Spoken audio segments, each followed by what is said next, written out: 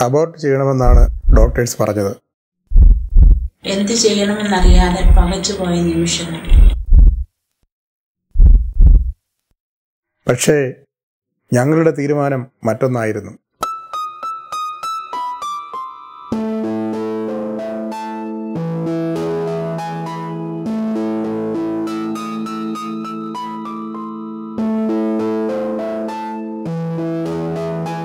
ദൈവാനുഗ്രഹത്താൽ സെബിക്ക് ധാരാളം കഴിവുകളുണ്ട്.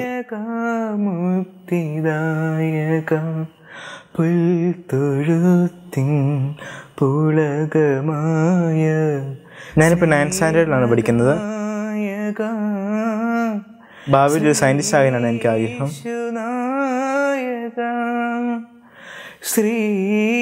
ഇന്ന് സെബിയാണ് ഞങ്ങളുടെ എല്ലാം.